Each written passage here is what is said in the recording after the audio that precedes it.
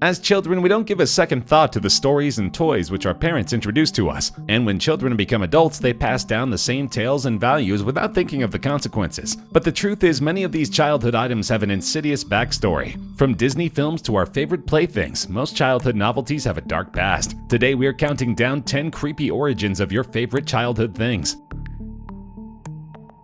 Generations of parents have taught London Bridge is falling down to their children, who in turn taught it to theirs. Few have extended these teachings to the actual meaning behind the song. The most likely explanation is that most people do not actually know the true meaning. Samuel Lang translated the Norse saga titled Heimskringla in 1844. While it is possible that something was lost in translation, one verse is reminiscent of the common version of the London Bridge is falling down nursery rhyme. According to Heimskringla, Olaf II of Norway destroyed London Bridge in either 1009 or 1014. So the song could be an homage to a bloody Viking attack that left thousands dead in the primitive UK. The next hypothesis is even creepier. For those that don't know what immurement is, it's a centuries-old practice of entombing someone within a structure. This concept stems from the ancient belief that a human blood sacrifice would somehow assure the stability of a given structure. Many buildings across Europe have revealed skeletons within their foundations. A number of these structures were castles and churches, but one bridge in Bremen, Germany contained an immurement sacrifice. Unfortunate miners were often the victims of these ritual sacrifices. That's right, many believe that London Bridge is falling down is actually an ode to children that were buried alive in the construction of the London Bridge. Maybe think again before passing this on to the next generation.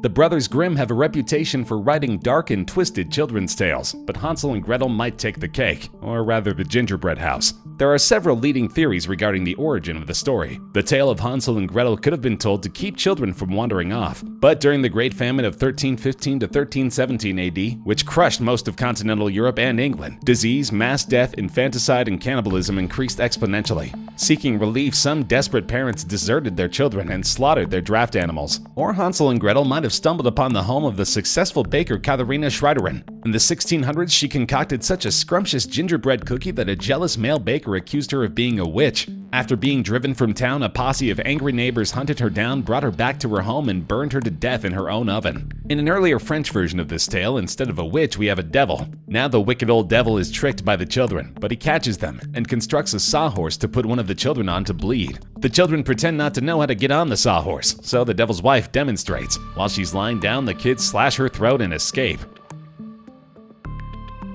Many preschoolers around the world are taught the popular Ring Around the Rosie nursery rhyme. Many versions of the game involve singing the song and walking around in a circle with joined hands and falling or curtsying at the very end. After World War II, folklorists theorized that the rhyme's origin dated back to medieval Europe. Scholars saw similarities between the rhyme's cryptic lyrics and the circumstances surrounding the deadly plague that swept across Europe and killed many millions of people. They thought the Ring Around the Rosie referred to a red circular rash common in some forms of plague. The posies would have represented the different flowers and herbs people carried to ward off disease. The ashes or a tissue falling down was supposed to mimic sneezing and eventually dying from the disease. Folklorists trace this rhyme back to 1347. This is the year that the bubonic plague or the Black Plague was on the rise. The Black Plague was a disease carried by rodents and transmitted to humans by fleas that picked up the lethal disease. By 1350, it killed about a third of the population in Western Europe. Ring Around the Rosie is not exactly the carefree children's rhyme that most people envision it to be. Boxed and wrapped in paper and bows, teddy bears have been placed lovingly underneath Christmas trees for generations, to the delight of toddlers around the world. But the teddy bear is an American original. Its story begins with a holiday vacation taken by President Theodore Roosevelt. In 1902, after a particularly rough year in office seeking peace between the coal mining companies and their striking workers, Roosevelt decided he needed a vacation. As it was, Mississippi Governor Andrew Longino had invited him on a bear hunting trip down south, and the president happily accepted. Though Roosevelt was a seasoned hunter and was particularly skilled at hunting big game, he had one downfall. He was extremely impatient when it came to locating the game. "I must see a live bear the first day," he told Collier. Unfortunately, there was no such luck. Wanting to impress the president, Collier enlisted his dogs and ultimately picked up the scent of an old black bear. In order to make it easy for the president, Collier had the bear tied up and severely wounded. When Teddy saw the bear, he refused to kill it because he found it unsportsmanlike, but ultimately had it killed to put it out of its misery. A political cartoon charting this encounter became extremely popular, and people coined the term teddy bear, but ultimately the moniker describes an animal that was tortured and killed for sport. The origin of the words to the Three Blind Mice rhyme are based in English history. The farmer's wife refers to the daughter of King Henry VIII, Queen Mary I. Mary was a staunch Catholic, and her violent persecution of Protestants led to the nickname of Bloody Mary. The reference to farmer's wife in Three Blind Mice refers to the massive estates which she and her husband King Philip of Spain possessed. The Three Blind Mice were three noblemen who adhered to the Protestant faith who were convicted of plotting against the Queen. She did not have them dismembered and blinded as inferred in Three Blind Mice, but she did have them burnt at the stake. As with many English-language nursery rhymes, Three Blind Mice is caught up in antiquated British politics and violence. Why we continue to teach these rhymes to our children remains a mystery.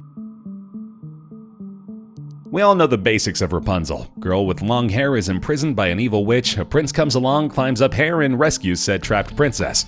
In the Rapunzel story, the heroine is locked in the tower by an evil witch, or an ogre or a fairy depending on the version. But in the legend of St. Barbara, the woman was locked in a tower by her own father. St. Barbara's legend holds that her father shut her up in a tower for two reasons. For one, Barbara was so beautiful that her father was tired of fighting off unsuitable suitors. He wanted to pick her husband, so he limited the competition by hiding Barbara away. But the story also claims that Barbara's father feared the influence of a new religion, Christianity. He was a wealthy Roman merchant and worried about the faith's emphasis on helping the poor. So he also put Barbara in a tower so she wouldn't convert to Christianity, because he already knew that she cared for the poor. And unsurprisingly, this story has a tragic end. Rapunzel's father beheads her when he finds out her new affinity interest in the Christian faith.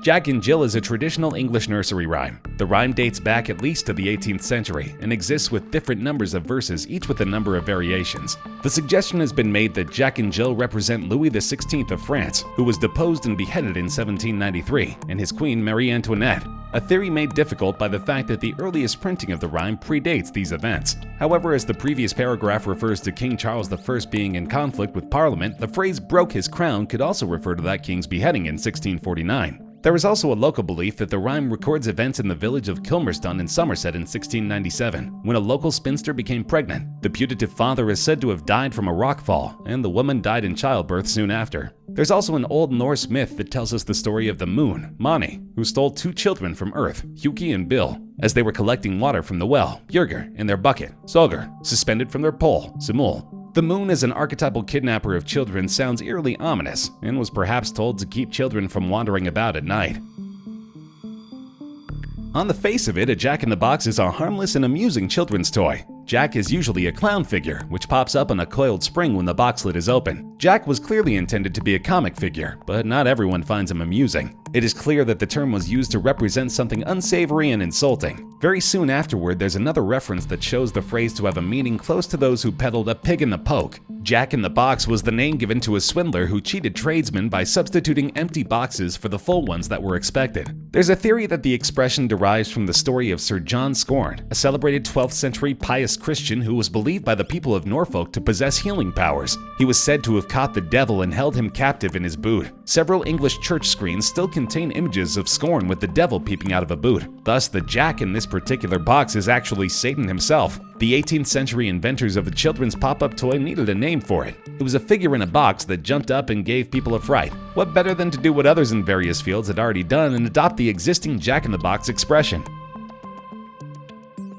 Snow White and the Seven Dwarfs is one of the most famous fairy tales in the world. First related in 1812 when the Grimm brothers published their collection of tales that had been gathered from old European folk stories. Like many of the Grimm tales, it's believed that Snow White and the Seven Dwarfs has been in existence since the Middle Ages, passed down through word of mouth over the centuries. In 1937, Walt Disney's animated feature film of Snow White popularized the story worldwide, and since then it has generally been regarded as purely a tale of fiction. However, recent research suggests the famous fairy tale may not be so fictional after all. The character of Snow White was based on the life of Margaret von Waldeck, a German countess born to Philip IV in 1533. At the age of 16, Margaret was forced by her stepmother, Katharina of Hutzfeld, to move away to Wildungen in Brussels. There, Margaret fell in love with a prince who would later become Philip II of Spain. Margaret's father and stepmother disapproved of the relationship, as it was politically inconvenient. Margaret mysteriously died at the age of 21, apparently having been poisoned. Historical accounts point to the King of Spain, who, opposing the romance, may have dispatched Spanish agents to murder Margaret. So what about the Seven Dwarfs? Margaret's father owned several copper mines that employed children as quasi-slaves. The The poor conditions caused many to die at a young age, but those that survived had severely stunted growth and deformed limbs from malnutrition and the hard physical labor. As a result, they were often referred to as the poor dwarfs. As for the poison apples, Sanders believes this stems from an historical event in German history in which an old man was arrested for giving poison apples to children who he believed were stealing his fruit. Bambi may be one of Disney's most iconic classic films, but what if we told you that Walt Disney himself wanted it to be even darker than it already is? Believe it or not, the death of Bambi's mother could have actually been more traumatic had Disney stuck to its original plans. According to reports last year, the studio developed storyboards in which Bambi's mother is seen being fatally shot as she jumps over a log. Thankfully, writer Larry Morey decided that her killing would have just as much impact if it occurred off-screen. On top of this, the movie was based on the Austrian book Bambi, A Life in the Woods by Felix Salten. This was an adult book based on themes of love, loss, and hardship, and had to do with Bambi's fraught relationship with his father. In the end, the Disney version is still pretty sad, but nothing compared to the original text.